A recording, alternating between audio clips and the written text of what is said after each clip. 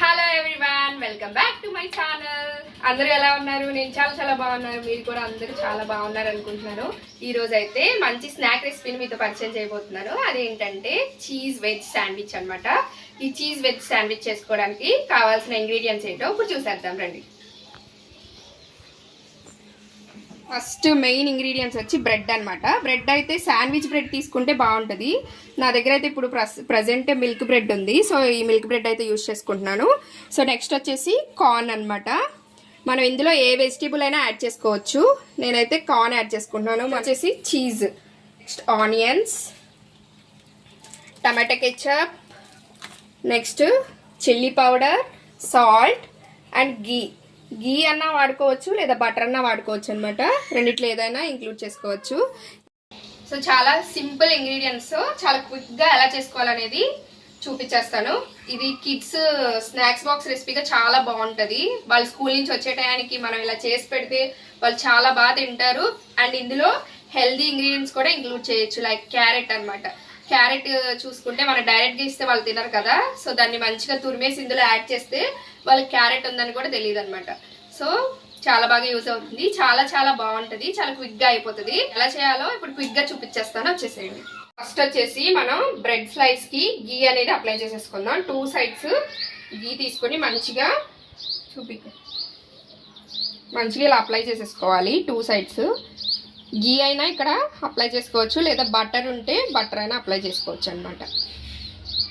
ఇలా మంచిగా 2 sides apply చేసేసుకుని అలా మనం ఎన్నైతే బ్రెడ్స్తో శాండ్విచ్ చేసుకోవాలనుకుంటున్నామో అన్ని బ్రెడ్స్కి ఇలాగా 2 వైపులా గీ అనేది ఇలా అప్లై చేసేసుకోవాలన్నమాట. ఈ శాండ్విచ్లోకి మిక్స్ని అయితే ప్రిపేర్ చేసేసుకుందాం. శాండ్విచ్ లోపల పెట్టడానికి దానికి ఏమేమి కావాలంటే ఫస్ట్ ఇందులో వచ్చేసి ఆనియన్స్ యాడ్ చేసుకుంటున్నాను.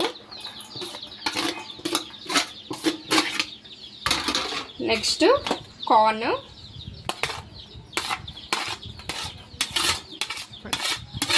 చీజ్ మంచిగా తురిమి పెట్టుకున్నాను అనమాట. ఈ చీజ్ యాడ్ చేసేసుకుంటున్నాను. కారం వచ్చేసి మన స్పైస్ లెవెల్స్ని బట్టి, స్పైస్ ఎక్కువ తింటే కొంచెం ఎక్కువ యాడ్ చేసుకోండి. నేనైతే 1 teaspoon యాడ్ చేసుకుంటున్నాను. నెక్స్ట్ సాల్టెడ్ చీజ్ తీసుకున్నాను. అన్సాల్టెడ్ చీజ్ తీసుకుంటే కొంచెం ఎక్కువ యాడ్ చేసుకోండి. నేను ఆల్రెడీ సాల్టెడ్ చీజ్ తీసుకున్నాను కాబట్టి తక్కువ సాల్ట్ అయితే యాడ్ చేసుకుంటున్నాను.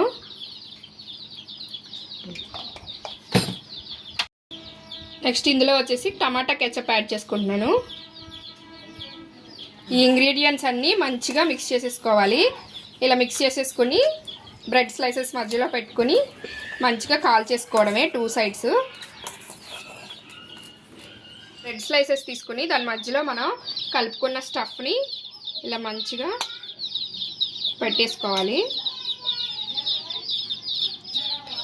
ఇలా మంచిగా పెట్టేసుకుని దీనిపైన ఈ స్లైస్ పెట్టేసుకుని కొంచెం ఇలా ప్రెస్ చేసుకుంటే మనకి మంచిగా కుక్ అవుతుంది. నెక్స్ట్ లోపల ఉన్న స్టఫ్ పోకుండా మంచిగా ఉంటుంది అనమాట. నెక్స్ట్ వచ్చేసి స్టవ్ ఆన్ చేసేసి ప్యాన్ పెట్టేసుకుందాం. పెట్టుకున్న శాండ్విచ్ వచ్చేసి ఇలా ప్యాన్ మీద పెట్టుకుని మంచిగా 2 sides రోస్ట్ చేసుకోవాలన్నమాట. మాడిపోతుంది, మాడనివ్వకూడదు. గోల్డెన్ అండ్ బ్రౌన్ కలర్ వచ్చే వరకు మంచిగా ఫ్రై చేసుకోవాలి 2 sides.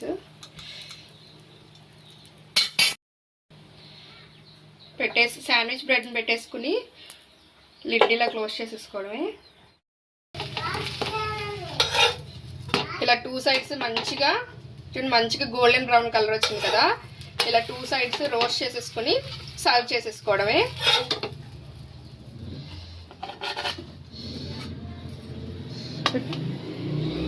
దీన్ని మంచిగా కట్ చేసేసుకున్నాం.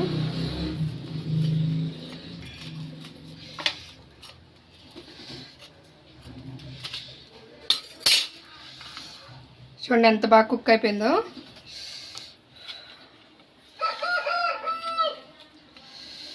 టేస్ట్ చేసేద్దాం. చాలా ఎమ్మీగా, చాలా టేస్టీగా, చాలా బాగుంటుంది.